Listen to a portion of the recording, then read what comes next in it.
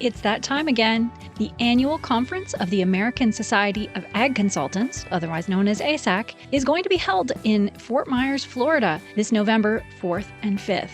Kurt Covington is one of 9 professionals who will address the conference. The other speakers who will cover a wide range of topics represent Florida Farm Bureau, Florida Citrus Commission, University of Tennessee Institute of Agriculture, National Ag Law Center, Risk Mitigators and Advisors, Tyler Associates, as well as the lead economist for dairy at CoBank, and myself, Chrissy Wozniak from North American Ag. The day and a half of presentations will be followed by ag tours on Tuesday afternoon at Echo Farms, one of my favorite places here in Fort Myers. Attendees will experience farming at its most creative, with unique demonstrations, plants, and techniques being used to help farmers and urban gardeners in developing countries. A second tour at Echo will showcase simple technologies that can improve food, water, and shelter for millions of people. A third tour of a hydroponic grower is also being planned.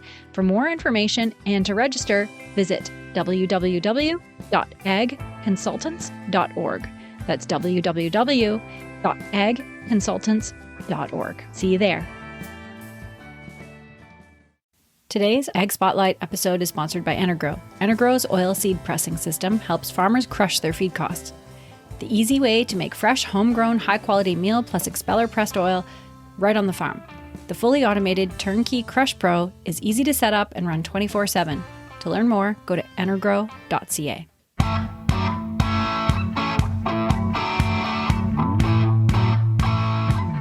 And welcome to the North American Ag Spotlight. I'm Chrissy Wozniak. Today, I am so excited to be talking to a guy that has had close to 15 years experience helping stubborn farmers work better together. He's saved hundreds of family farms from being torn apart by pride and bad decisions.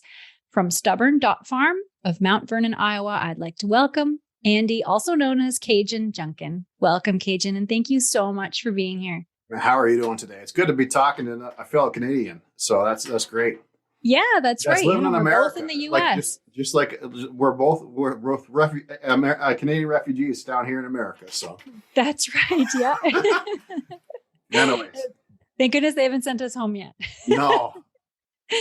So let's start off by talking about farming a little bit. Farming, it has changed a lot in the last 50 years. So what do you think is the biggest overlooked change that impacts everyone's lives profoundly? Well, what do you think the biggest thing is? What do you think the biggest change is? I would say technology and entitlement. Yeah, I would say for me, I think the biggest change we've had is technology, but it's not like GPS or GMO technology. I think it's the fact that fewer farmers are dropping dead of heart attacks in their 60s than back in the 1960s. That's a good point. Modern health sciences has been a game changer. Like back in the 60s when Dad was 60, he would retire as soon as his son and daughter came home from college because his hips were shot. And he'd be on the farm and help out from time to time. But generally, there would just be one generation farming at a time. But now we've got 2, if not 3 generations farming together. And because this technology is so darn expensive, you need, it doesn't make sense every 20 years to be splitting up family capital because you need to keep your capital together so you can afford this technology.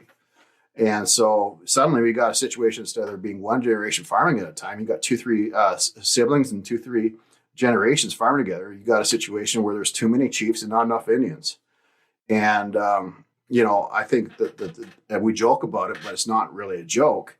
We got a situation where we pretend to be the perfect farm family to the neighbors, and they might tell you that, but neighbors might believe that you are the perfect farm family, but behind the shop, everybody's butting heads and pulling the farm in different directions, and you get nowhere fast.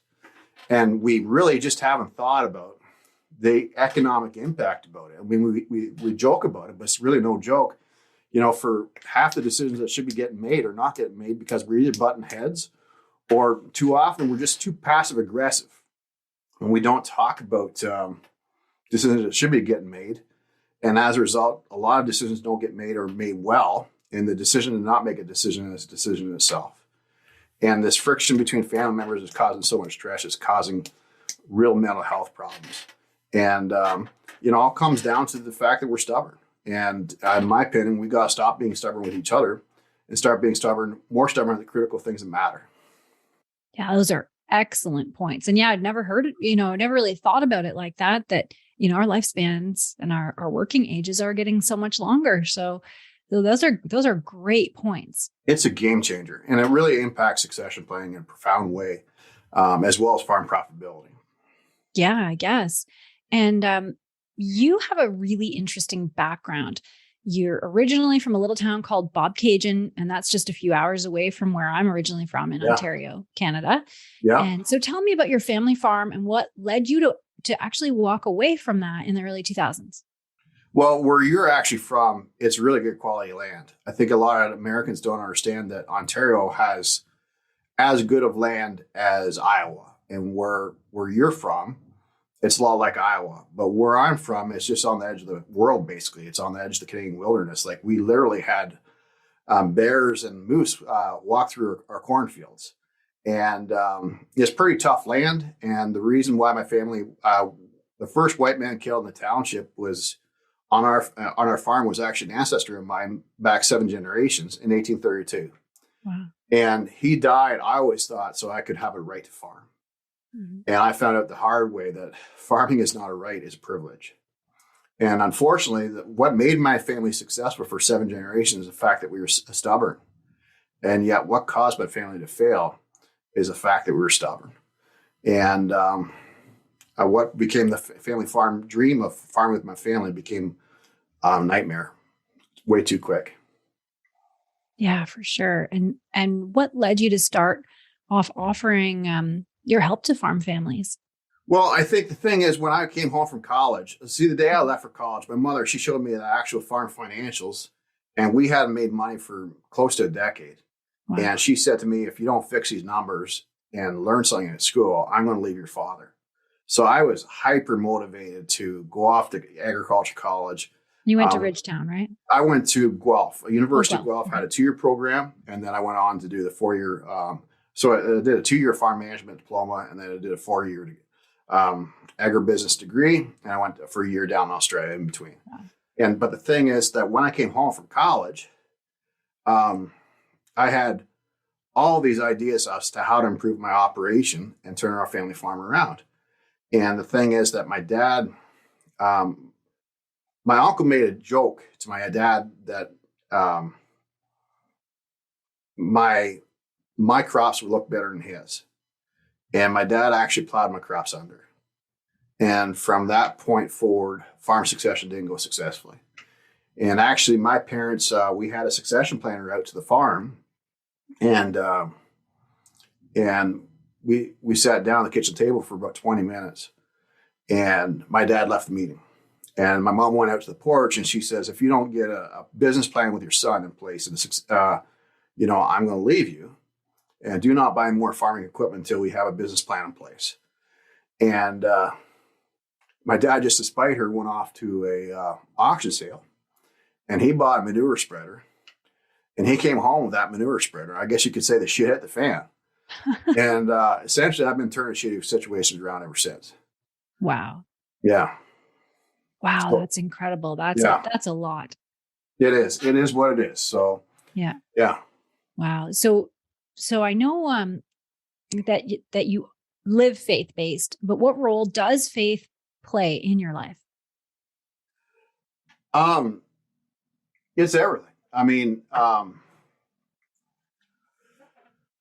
when I was 35, we had the day that my mom left my dad. It was about a 10-year period after that we continued. I didn't prioritize getting married myself. I prioritized trying to save the farm and save my parents' marriage.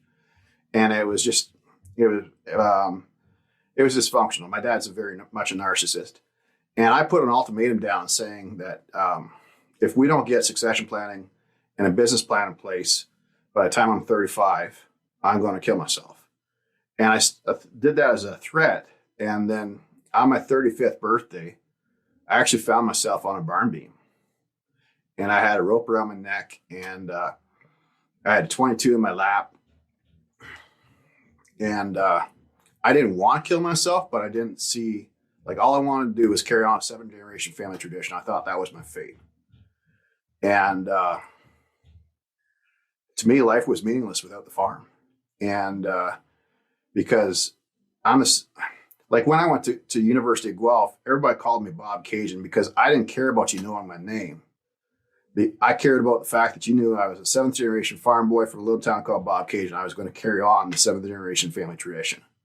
Mm-hmm. And without the ability to farm in Bob Caygeon, I didn't see a future in life. And I don't know how long I sat in that barn beam, but the thing is that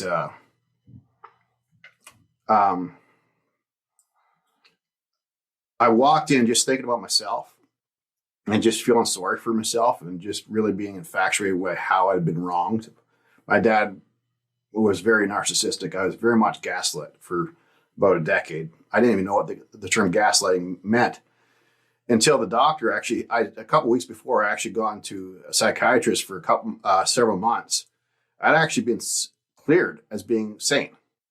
And I actually had a meeting before my 35th birthday with my parents.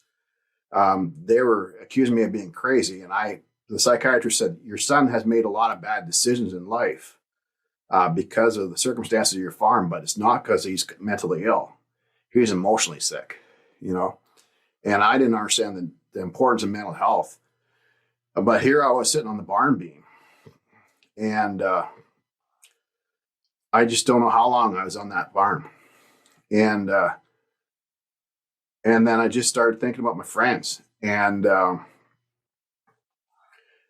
like when I came home from Guelph to the farm, I was so jealous of all my friends because their dads had bent over backwards to build them barns and buy farms. Like I had two buddies that they were actually in the dorm room next to me. And I had spent the 2 years that I was in the diploma program, I had spent every day in the university library, 12 hours a day, like a clockwork, like I was punching into a factory. If I wasn't in class, I was sitting in the university library trying to read textbooks and try to figure out how to save the farm. And I had a 200-page business plan. I started working with in the first semester with the professor that taught that final year course in university where you write a business plan and I did it to turn around a farm. And here my buddies next door in the dorm room next to me, they had teamed up together and they actually wrote the same business plan and they just copied it off each other. They spent them the day before. And so I was so jealous that their dads were bending over backwards. And here my dad, I spent so much time they wrote the business plan the night before it was due. And I spent so much time putting together this 200-page business plan that my dad just looked at and threw in the fire. And I was so jealous of them. But over the years, that 10-year period, when your parents get divorced over a manure spreader, that you only have to tell one friend, and you know how rural Ontario is. You tell one person that's in confidence, it's community news, right? Yeah. So I became the guy everybody went to have a beer with when they had problems farming with their old man. And I started actually helping out a few friends. There's a couple of situations I mediated. And I realized that was my life calling. At that, my whole purpose in life went from carrying on a 7th-generation tradition. I've never been back to Bob Caygeon since that moment. Really? Wow. Yeah, and I won't until my boy spread my ashes. Mm-hmm.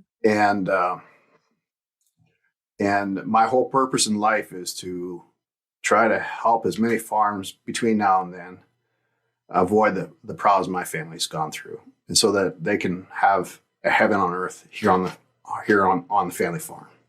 Right. Yeah, that's amazing. Your story gives me goosebumps. It's, I'm sorry that you had to go through all of that.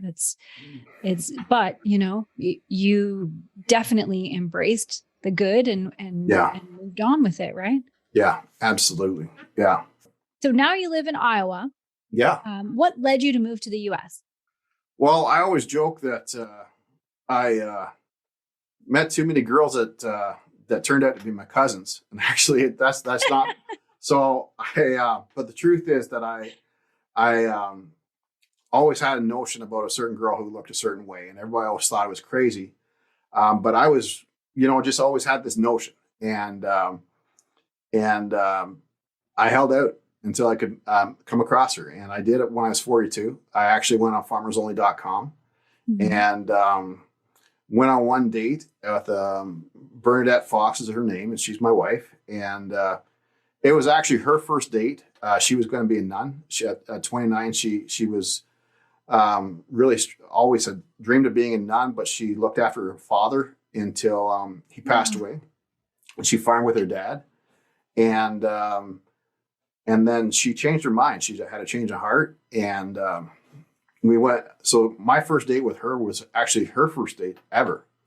Really? And 4 dates later, we were engaged. Oh my goodness! Yeah, I mean, I knew right at the first time, the first hour I met her, that this is going to be your last first date. And 5 years later, my marriage has actually exceeded my expectations. And we're very lucky to live here in Iowa, and we're creating heaven on earth. It's really great. Yeah. And are you farming, and do you have kids? Yeah, we bought a little farm here, and we have 3 kids under 4. Our Huck's 4th birthday is tomorrow, or on Saturday. And so we're very excited about, it's life's going really good. So yeah. So, anybody out there that's thinking that life can't get better, here's a case study for you that, what you've done, your turnaround has just been remarkable. Yeah. Yeah. But it was, I mean, holding out for the right girl was it was tough, because here I was in my 40s, and there's nothing I wanted more than to have kids. I really love kids.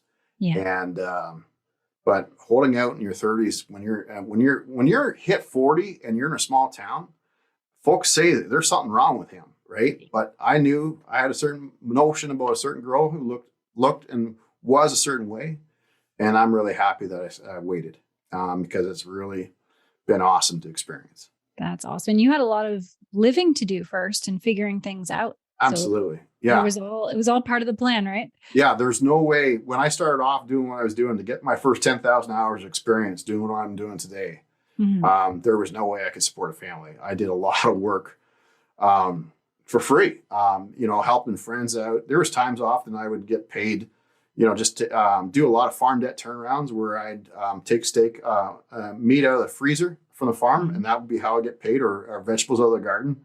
Yeah. And I didn't care. For me, it was all about saving family farms. Yeah. And, I lived for the first 5 years of what I did. It was pretty rough, but I'm really glad I made the sacrifice, because I really enjoy what I do now. And it's great to see the changes in people's lives. Wow. Yeah. So you've been now doing this for close to 15 years, where you're helping family farms. Yeah. What's the most important thing that you've learned so far through this? I think for me initially it was really frustrating that I go to family farms as a mediator, and what I didn't understand, and I get taught to me by somebody I was mentoring under, that I couldn't accept failure. And I really, every time that a family would have me on the farm, and they just go on pointing fingers at each other, and not really want to improve, but they really just wanted to point blame and have somebody take their side so that they could exit the relationship. Right. I didn't understand what was going on until I met with me. I pulled a lot of rabbits out of the hat, but I wasn't having 100% success rate. And a mediator just shrugged it off. That I work with a couple of mediators as mentors across North America, work with the best. And one guy that had his PhD and was well known, he just shrugged it off. He says, you win some or you lose some. But to me, like, failure is not an option, because I know what it's like to wake up on Christmas morning, milking another man's cows 500 miles away from home. Right. And alone, right? And so I was sitting there at a kitchen table about a couple of years into what I was doing, and it was a situation where Grandpa had died, and there's 2 brothers that had been best friends. And about 7 years before Grandpa had died, and 2 best friends went to become the worst enemies. And these guys were in their almost late 30s, early 40s. And they were, their wives were sitting at the kitchen table. And they actually had been best friends in high school. And that day when I met them, they were worst enemies. Wow. And grandma was sitting at the end of the kitchen table, and all they were doing was pointing fingers at each other. They only wanted me to get them. They wanted me to act like Dr. Phil or a judge to determine who was in the wrong. And they weren't there to have me as a mediator to really fix the problem. They just wanted somebody to give them permission for the sin that they're about to do. And I had heard from this mediator that I'd been mentored by that it's a lot like marriage counseling. He said, like, don't take it so personally because, half the people that go to a marriage counselor get divorced within 4 years. Right. And I was so frustrated because they were such a good family. Like, they were a good Christian farm family. They had a very successful operation. And I sat there and I looked out the window, and there was this kid, and he was about 17 years old. And he was leading this 4-H calf, and it was stubborn. And I started thinking about, my frustration of having to deal with these stubborn families and trying to help these folks, but they were just being so stubborn that they were hurting themselves. And I sat, and this family was Christian Reform, and the Bible was out on the kitchen table, and they were in the habit of reading the Bible 3 times a day. And Matthew 7:5 was out on the kitchen table as words were written in red. And I don't mean to imply, I never imply my Christian faith onto anybody else. But this spoke to me as Matthew 7:5 says, do not talk about taking the speck of dust out of your brother's eye until you've taken the plank out of your own. Right.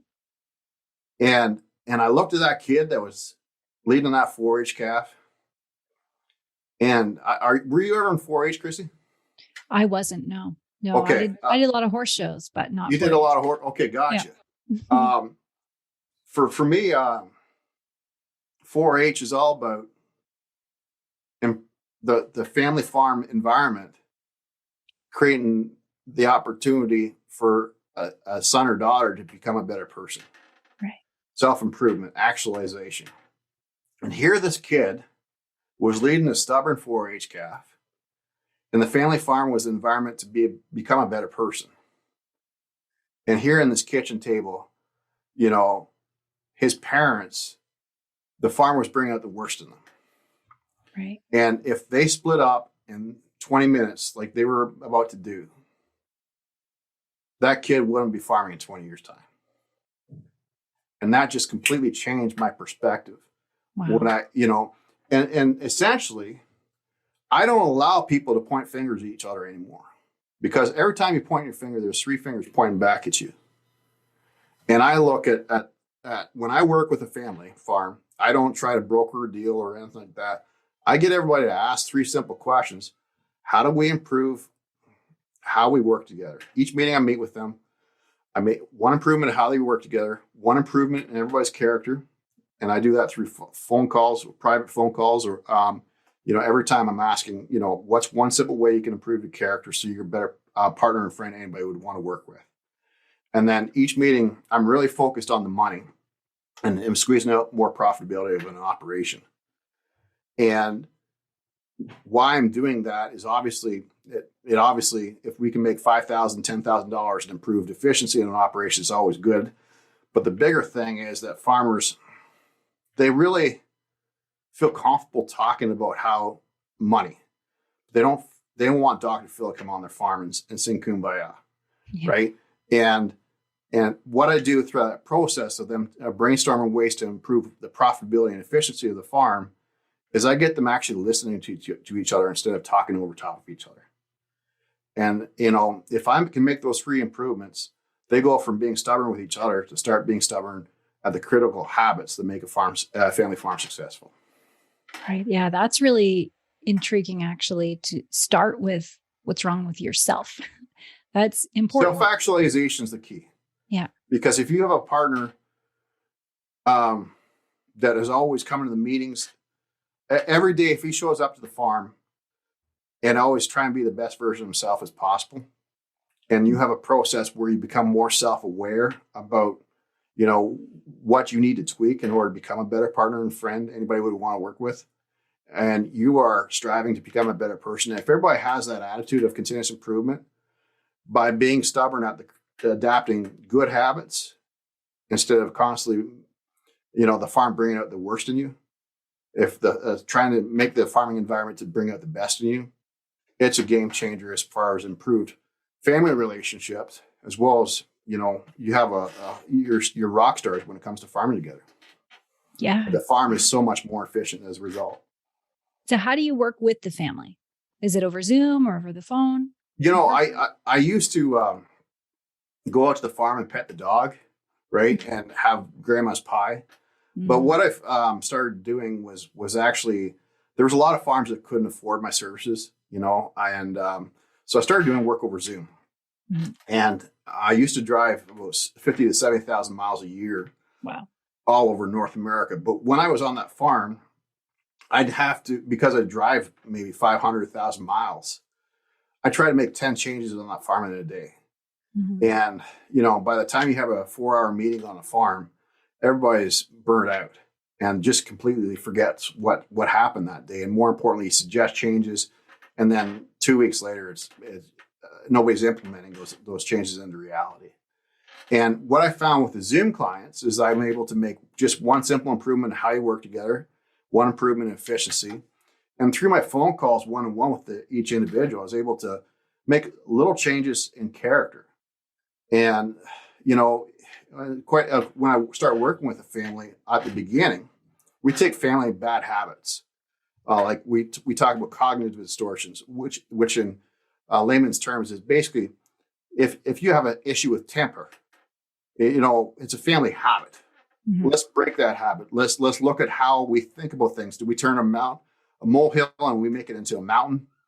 And how do we rethink how we do things? And so if you can make one improvement in character every time we meet, generally I meet with a family 25 times over a year. So I meet with them roughly every other week. Oh, wow.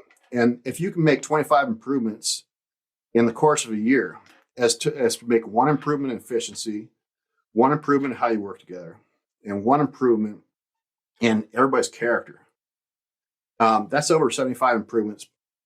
And then if you add 2-3 family members, that's well over 100 improvements, and your family farm will be 100 times better as a result.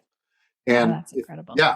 If you fix that problem, and you get the family to stop being stubborn with each other, then you can have an intelligent conversation between the family members about succession planning. Right. Because too often with succession planning, family members have never sat down and they're constantly bickering about simple production related decisions. And if you can't make a decision as to what type of tractor you're going to buy, without everybody getting into an argument, or making a simple improvement such as trying a new type of teat dip on with milking cows, if that's an argument, or a new type of fertilizer program within family members, how are you supposed to have a discussion about where the farm's going to be in 10 years' time? Right. And until you can sit down and squeeze out an extra 10% profitability out of your operation, you're not ready to have that conversation about where the farm's going to be in 10 years' time. But if you can get the family being able to get rid of the egos and that stubbornness and that bickering, then having that conversation with succession planning is a pleasant 2-hour conversation. Wow. Yeah. Yeah. So, that probably just sounds like music to some people's ears listening right now. I have a lot of lawyers and accountants and a lot of succession professionals. They call me out to the most dire situations. And that's where I've sorted out the most dire situations in 21 states and 5 Canadian provinces using this process. Yeah. And if you fix a stubborn, you can fix everything.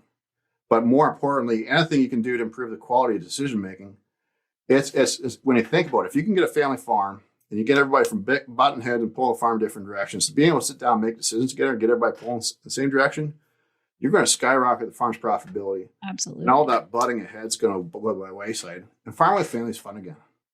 Yeah. And, why not do that as the kids are coming home to the farm instead of waiting until the sons and daughters are in their 30s and 40s and somebody's about to get a divorce or somebody's thinking about suicide. Yeah. Why not evolve how you work together as a family from good to great from the start? Yeah. Yeah. Like, why wait until there's problems? Why not just start right now? Absolutely. So that's what excites me, is that more and more people are starting to use it as a proactive process instead of calling me out to turn around the most dire situations. Yeah, that totally makes sense. Right. And when you're at farms and dealing with people, how important is it, and for yourself too, is it for farm kids to carry on that next generation of their family farm? To me, it's really important. This is what I do. Yeah. I mean, I'm really passionate about it. But I think that it's important to find your bliss.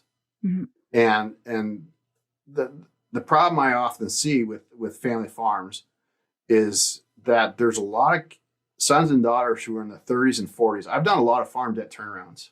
And there's been a couple of situations where there's been a son or daughter that's taken over a family farm. And now they're in their 40s. Their dad might have passed away a few years before. And they like farming, but they just don't love it. And they have farmed because they're trying to meet their parents' expectations and live their parents' dreams, because it was always their parents' dreams for them to farm. Right. And they're trying to meet that obligation. And they like farming, but they just don't love it. And there's nothing more sad. There was actually a circumstance I had seen they called me actually too late to do it farm. I mean, they called me way too late. And that's the sad part about that I get frustrated by, is people call me, way after the bankruptcy. They're just wanting, an outsider's opinion as to whether I should pull a plug. But there's nothing more sad than for a son to be able to have to take a lot of farms. They're incorporated. So mom and dad live in a house that's actually owned by the corporation. And when that farm goes bankrupt, in a lot of states, you're homeless. Right. And there is nothing more sad than a son to have to carry a couch and move his parents into subsidized housing. But I've seen that happen because I've seen a son break down and crying because, he just didn't have that passion for family farm. Yeah. So it's really important to me to have that. I'm really good at having that conversation about finding your bliss. And I'll give you an example. Like just 2 days ago, I think, I was talking to a farmer that was taking over. He liked farming, but I said, why do you farm? And he says, well, I like carrying on tradition. And then I continued to drill down to why. And we shift this whole mindset. I mean, this was a kid that was having a hard time getting out of bed in the morning. Wow. And the reason why he was getting out of bed was because he was being yelled at by his parents to get out of bed. It wasn't because he wanted to get out of bed. And it's really important that you find out your reason why you do what you do. And just because your dad likes doing something like driving tractors and that's his passion, your passion might be different. Your passion might be in the challenge of getting more production out of the cows. Everybody has their different reasons for farming, but it's really important to find out why you want to farm. It's really important to understand your North Star. And then more importantly, it's really important that all family members find their North Star. And that the North Star, even if they're not, if that North Star isn't farming, is that okay? Absolutely. And that's part of, 10% of the time, that's the conversation I have. But I would rather you have that conversation, even though it's awkward. I'm really good at helping. There's a lot of farmers, their dream is for their son or daughter to take over the farm. And they might have a bit of narcissistic tendencies. And, there's nothing sadder than to see parents' savings be dwindled because of a lack of passion in the son. There's nothing sadder, as I said, than to have to carry a couch out of the farmhouse that's been in the farm family for generations and move your parents into subsidized housing. And I'm really good at having that conversation with parents where they had dreams for their kids to take over and for them to come to acceptance that this is not my son or daughter's dream.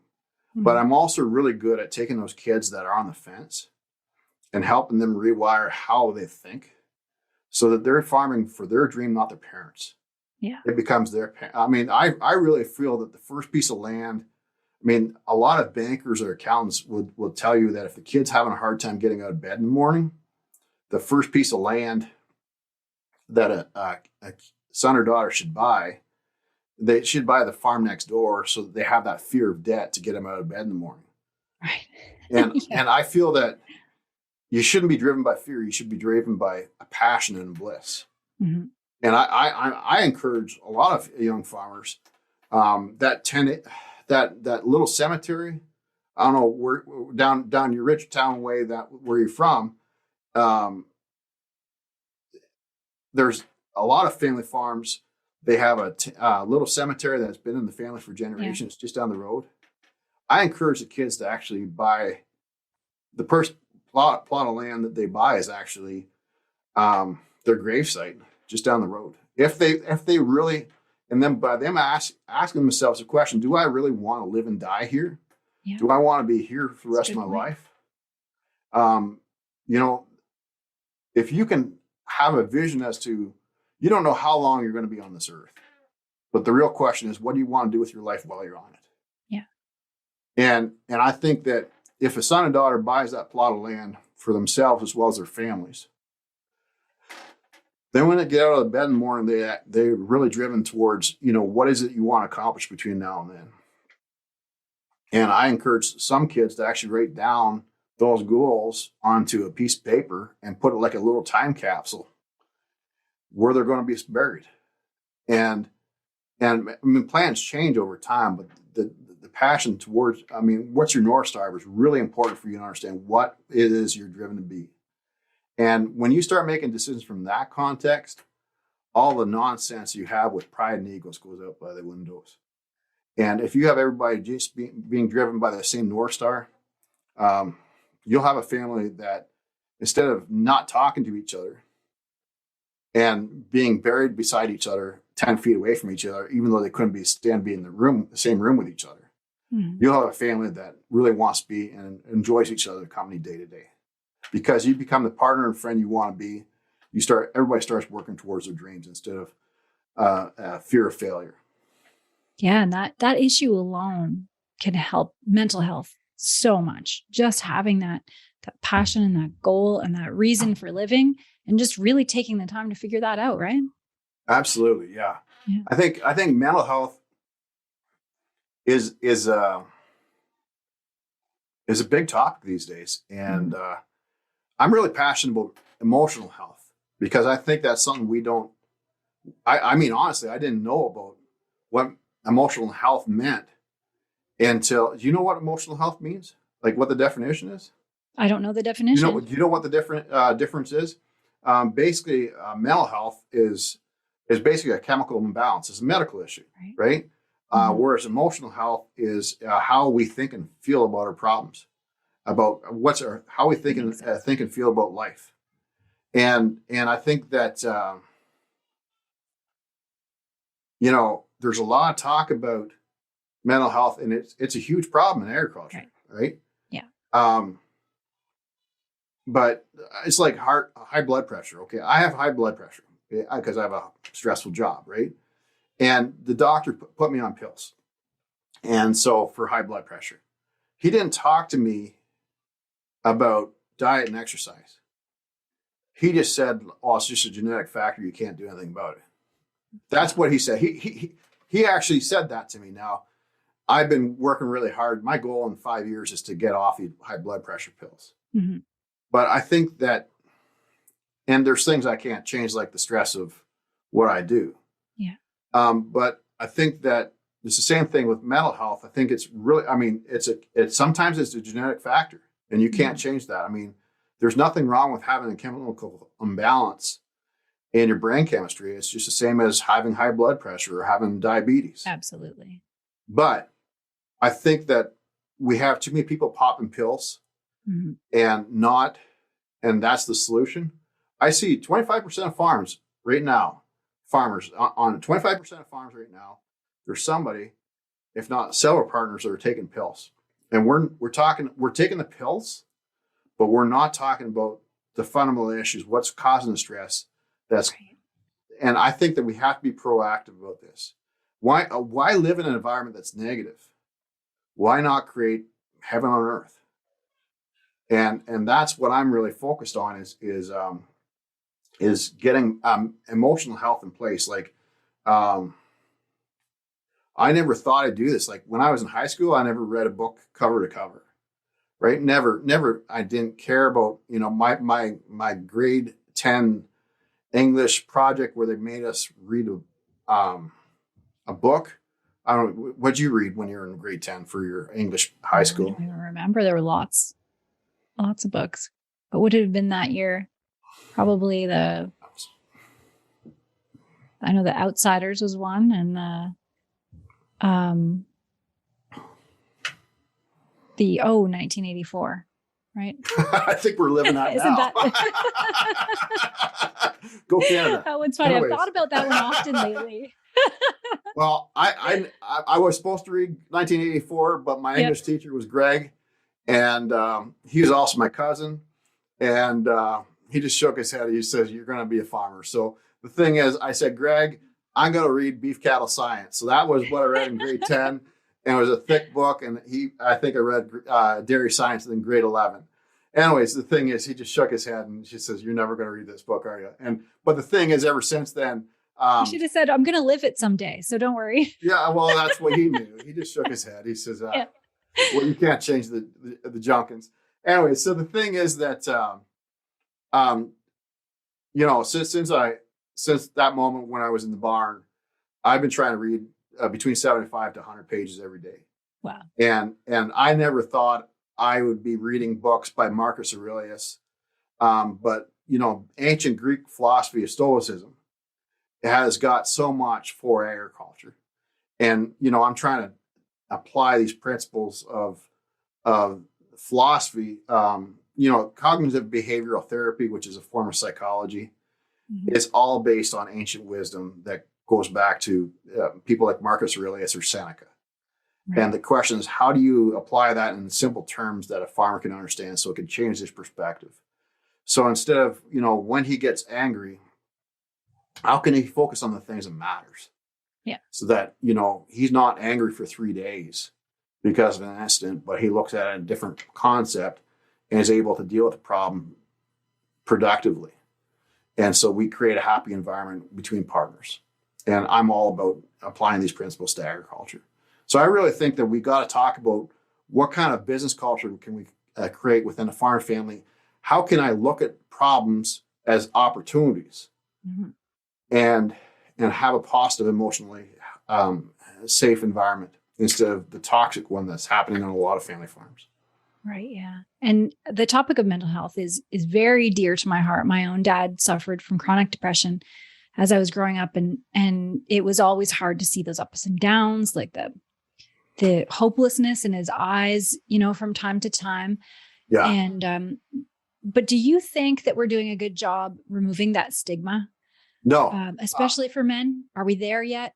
I think that I think it's great that we're, as I said earlier, I think it's great that we're making it okay to go to the doctors, and if there's a chemical imbalance, to get it addressed. I think we're doing a great job of that from that perspective, but we're doing a terrible job of trying to create the environment from day one, so that it's happily ever after. We pretend to the neighbors that we're the perfect farm family, but behind the barn for a lot of family farms, it's a toxic environment. Yeah. And to me, it makes sense that, it's a lot like, nobody gets divorced. Nobody gets married expecting to get divorced. Mm-hmm. And nobody goes home to farm with a family expecting to 10, 20 years later, leave the farm in a rage.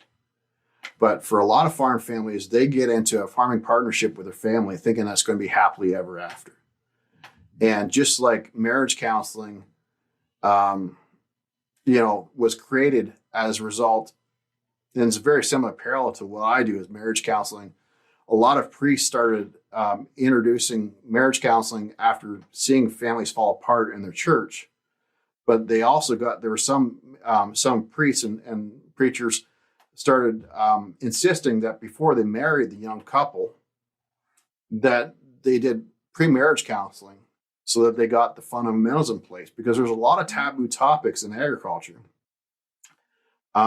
In just the same way as there's taboo topics in the marriage, like things like how do you organize your finances, sexual relationships, right? Household chores.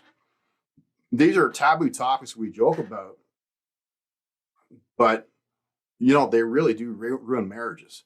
In the same way, there's a lot of things that family farms we might joke about when we're having a beer with the neighbors, but we don't.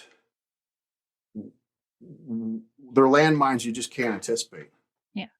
And I really think that it's important for me as a son and daughter. I mean, the sooner I can get working with a family farm and transition a family from a parent-child relationship to a professional working relationship, if you can get some fundamentals or rules in place as to how you work together, and you can rewire your brain. So instead of, getting really angry and turning a molehill into a mountain, if you can rewire how you look at things as instead of being problems as opportunities, you can have 10 years of working with family. That first 10 years is fun. And then you don't have that same stress that causes mental health issues as a side effect. Just the same as it makes sense to start eating healthy and having a good lifestyle when you're in your early 20s instead of in your 50s. Have to go on a diet and lose 50 pounds, right? It makes sense to proactively start this from day one.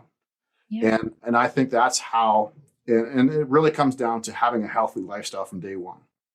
And I think that I'm very passionate about starting to work with as many. I offer a course online. I do with Washington Farm Bureau. It's called the Coming Home to Farm course. It's actually available on my website. We call it Farming Through Stubborn Family. And I offer it free online because I'm really passionate about getting some fundamentals in place. And I'd be happy to sit down with any farm family and identify what problems you're having today and maybe get some practical things in place from day one.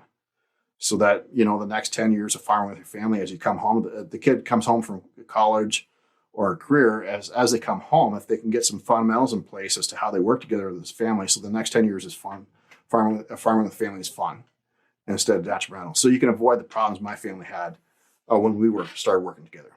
Because there was nothing I wanted to do with them to farm with my dad, right? I thought it was going to be happily ever after, and it was hell on earth. Yeah. Yeah, that sounds like a good resource to start planning early. Absolutely. And farming is just such a unique business, right? Because you have no control over the price of your product. There's no control over inputs, no control over the weather. And then you have this power struggle between generations. So, what is your advice to those farm families, just general, before you even get into everything, on how to come out on that other side thriving?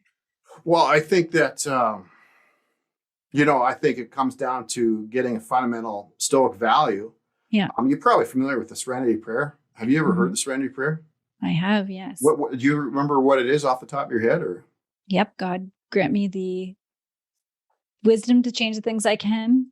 The, what is it? Acceptance to change. Oh man, nope.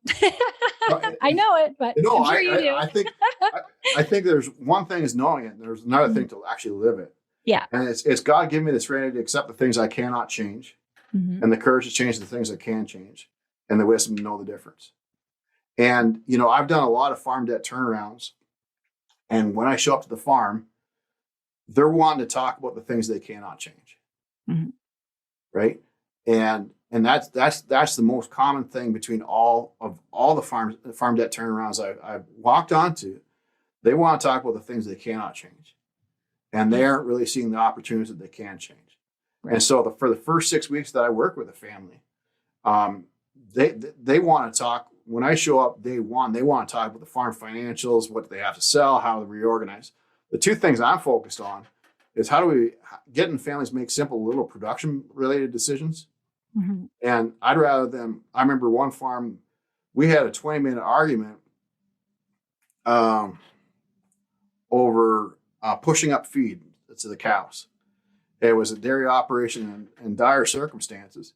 And we had a 20-minute argument between the partners as to, there was 3 partners involved, as to who was responsible for pushing up the feed 5 times a day. And we got them over that deal. And then 6 months later, we got them being able to sit down and reorganize their debt, because we got them from having in that situation, like a lot of farm families, everybody's butting heads and pulling the farm different directions. Essentially, everybody's having an argument about who's smarter than the other guy. And there's a lot of talking, but there's not a lot of listening. And the first thing I want to do is problem solve how you problem solve. And then you can really solve the fundamental issues. I had a farm one time, they had $17 million of debt, and they lost their bank financing. And that was the first thing they wanted to do was talk about the debt. I said, no, it's like, before if you start a fire, the first thing you do is you start with the kindling first. You don't start with the big logs. Right? That's smart. And it's the same thing with turning around a farm. You start with the small decisions first and get really good at listening to each other and brainstorming each other and brainstorm together, and then adding more larger and larger logs as you can deal with it. But when it comes down to coming back to the Serenity Prayer, the other thing I focus on is getting them focusing on their time and the things they can control right away. Because when you're dealing with a farm debt situation, there's a lot of things you can't control, like the prices, but you can control what time you get out of bed tomorrow morning. Well, you can control where am I going to put 80% of effort? What are the 20% of things that I'm going to put 80% effort into? And if I can get a farmer, that's a principle of applying Stoic wisdom. If I can get a farmer to rewire his brain so that instead of thinking 80% of his time about things he can't control, like the markets and the weather and, what his dad is thinking or what his partners are thinking, if he's focused on the things he can control and applying the principles such as how you control your time. What are you doing with your time? Are you investing it wisely? Are you and your partners, do you guys know does the right hand know what the left hand is doing? Are we working together as a team? Or am I trying to use a skid steer at the same time dad wants to use a skid steer? Are we constantly bickering and losing efficiencies to resolve that? If I can get a family to change how they work together, both as far as making decisions and then getting everybody's mindset so that they're focusing on the things that matter, you can nearly double a farm's profitability within 2 years. It's amazing. Wow. I've done a lot of farm debt turnarounds. And, at one time it was a matter of coming into flying in an expert and telling the farm what to do. The truth is farmers are stubborn and they just want somebody to come on the farm and tell them that they're doing a good job. And it's the bank's fault for pulling the debt. Yeah. But the thing is that they won't. I've seen farmers get time in, time out. When we flew in a consultant, in the end, those recommendations never got followed through on because the farmers are stubborn. They don't like being told what to do.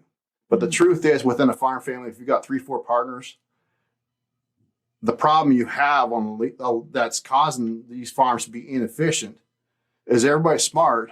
But the thing is, we're butting heads and pulling the farm in different directions.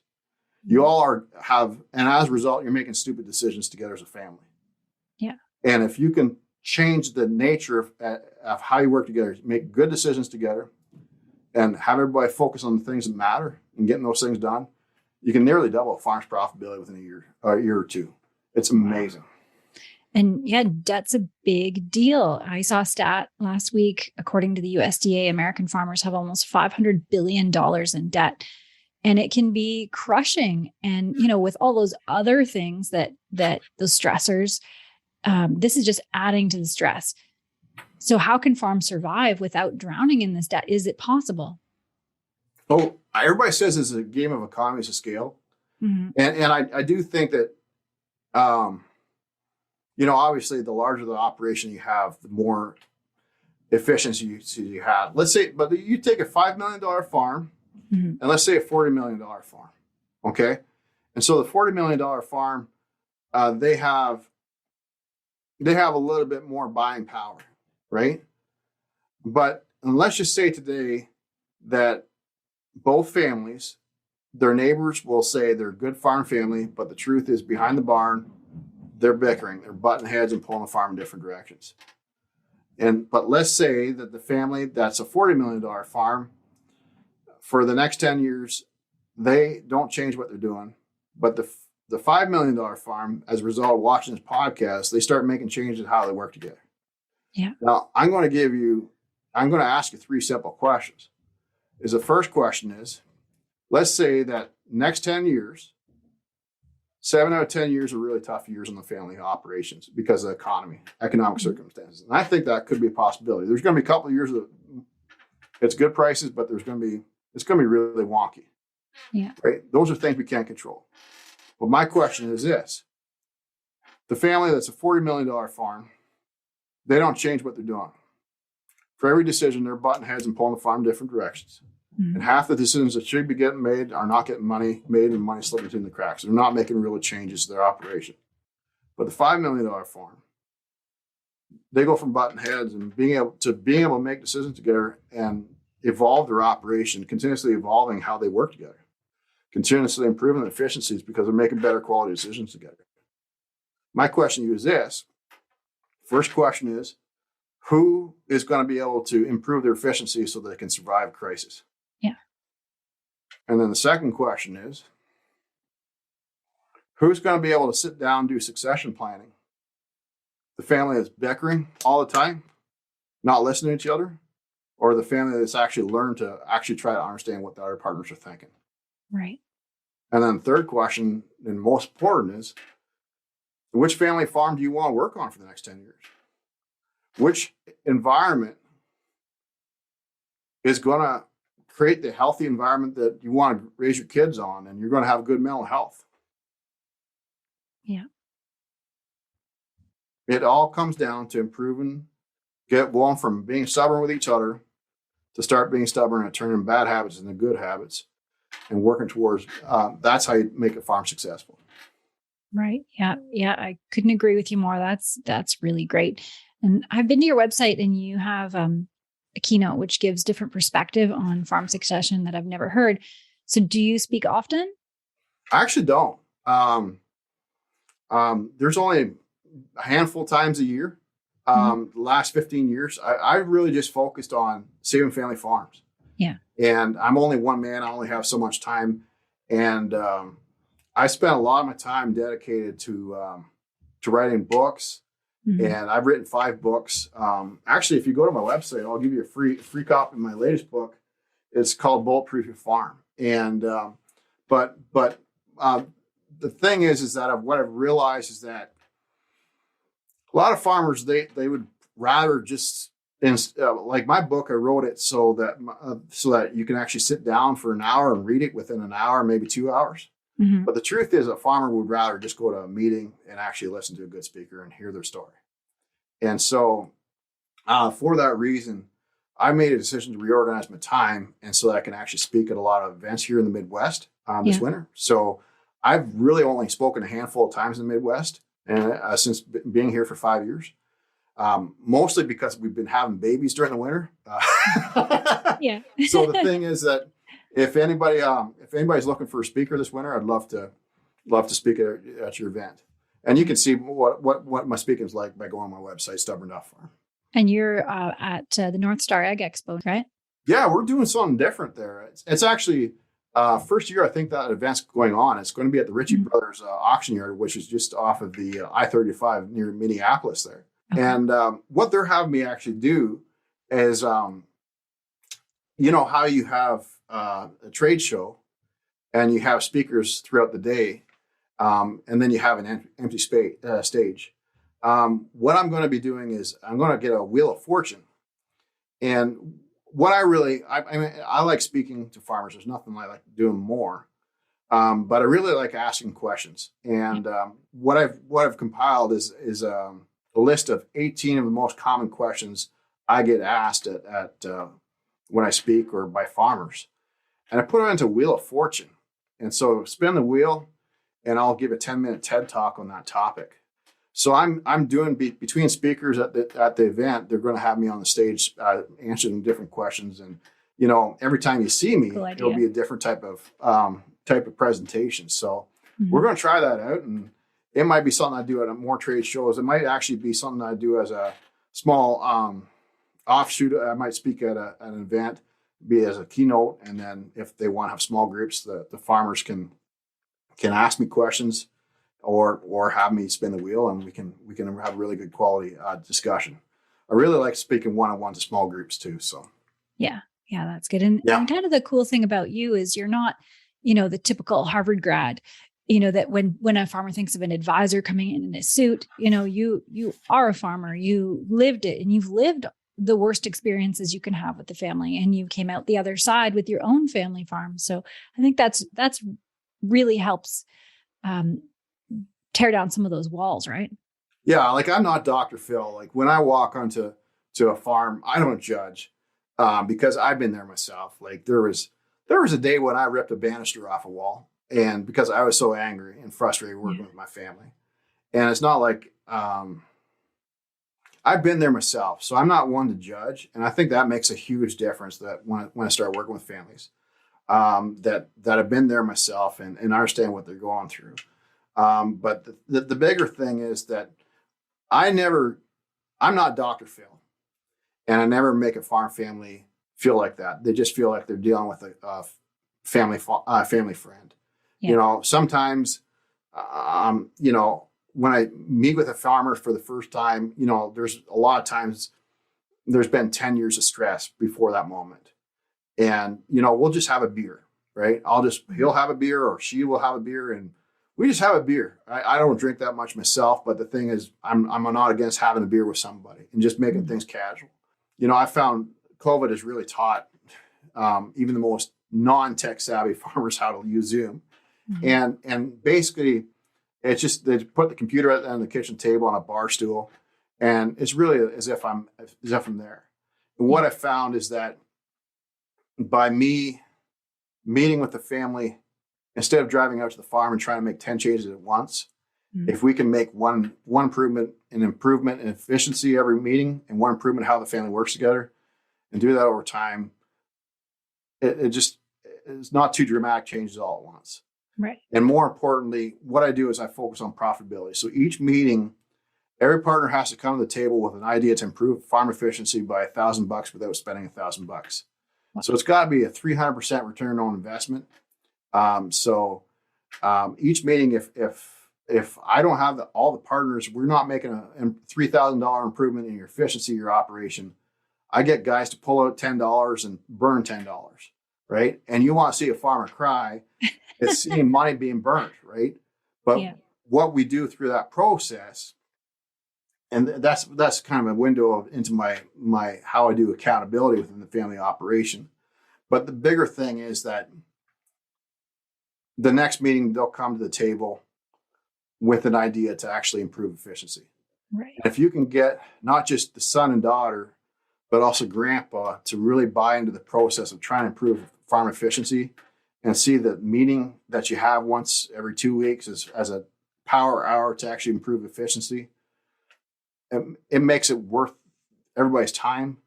More importantly, if we can make one improvement in how the family works together, and you have 25 meetings over the course of a year, right, your family operation will be 100 times better. So it's a methodology I've developed so that people don't feel they're being interviewed by Dr. Phil. It's a family friend. Just try and improve farm efficiency and how family works together. Yeah, I love it. I have one last question for you. I think I know the answer. We've touched on this a bunch of times, but why did God put you on this earth, and what are you here to do with this life? Well, when I was a kid, I always thought I was farming Bob Caygeon. I mean, I was hell-bent to carry on a 7-generation family tradition. Like I said earlier, I mean, I didn't care if you knew my name. I cared about knowing I was from Bob Caygeon. I was going to continue farming the rest of my life in Bob Caygeon. But everybody calls me Bob Caygeon ever since. But unfortunately, I'm not farming Bob Caygeon, and I won't return back to Bob Caygeon until my boy spread my ashes. And I think my life purpose is to save as many family farms and help turn stubborn from a bad word to a good word for so many family farms. And I don't know if that's my purpose in life. It's only when I die and I'm in heaven that I'll really have a conversation with God as to whether I achieved what he wanted me to do. But I'm hell-bent to turn as many family farms into heaven on earth as I can. That's awesome. And I'm sure you'll hear, "Well done, my good and faithful servant," at the end of it all. We'll see when the day comes. Yeah. So where can people find you? Just Stubborn.farm. So it's www.stubborn.farm. And if you go there right now, actually, I'll send you an audiobook. I'll actually send you a physical copy of my book, Bulletproof Your Farm, but you can actually just listen to the audiobook version online right now. Just go to Stubborn.farm. You can sign up for the masterclass. You can sign up for the book all at the same time and be listening to the audiobook just as you work this afternoon. That's great. Well, thank you so much, Caygeon, for joining me today. What a great conversation. It's great talking to you. It's great talking to a girl from back home. Yep. And thanks to everyone who's watching or listening. If you want to learn more, as I said, all the links are provided in the show notes. Don't forget to subscribe to North American Egg Spotlight on YouTube, Rumble, Telegram, or Egg Fuse. And the podcast is available on Spotify, Apple, Stitcher, Amazon, or wherever you listen to podcasts. And have a great day.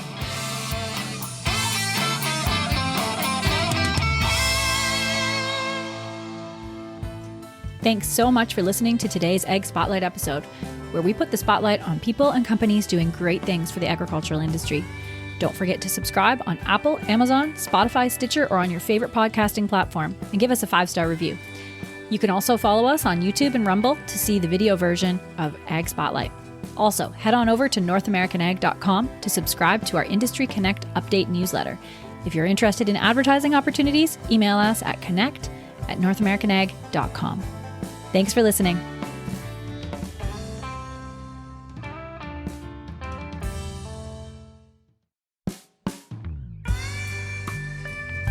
Our newest podcast by North American Ag is called What Color is Your Tractor? The stories behind the ag brands you love and the ag brands you love to hate. Hosted by me, Chrissy Wozniak. We take a deep dive into the companies that have built modern agriculture. Subscribe on your favorite podcasting platform. Go to whatcolorisyourtractor.com. Available on Apple, Amazon, Spotify, Stitcher, or wherever you listen to podcasts.